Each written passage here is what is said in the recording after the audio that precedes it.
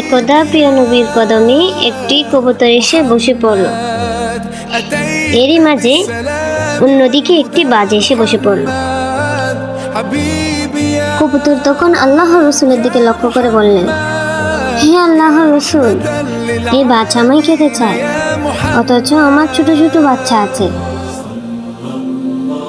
তখন প্রিয় নবী বাজের দিকে তাকালেন এবং বললেন, একে ছেড়ে দাও। তখন বাজটি বলে উঠল, হে আল্লাহর রসুল, আমি যদি একে ছেড়ে দিই তবে আমার বাচ্চারা যে ক্ষুধার্ত থেকে যাবে। তখন প্রিয় নবী সাল্লাল্লাহু আলাইহি ওয়াসাল্লাম বাজ পাখিকে বললেন, যদি এমন কথা হয় তবে তুমি আমার উরু থেকে গোশত কেটে নিয়ে যাও। তখন তারা বলে উঠল, হে আল্লাহর রসুল, আমাদের জীবন আপনার উপর উৎসর্গ হোক। আমরা মূলত ফেরেশতা, আল্লাহ তাআলা আমাদেরকে পাঠিয়েছেন এটা দেখার জন্য যে তার প্রিয় হাবিব কিভাবে সুন্দর সিদ্ধান্ত গ্রহণ করে। এমনই সুন্দর সুন্দর ইসলামিক ভিডিও পেতে সাবস্ক্রাইব করে পাশে থাকবেন।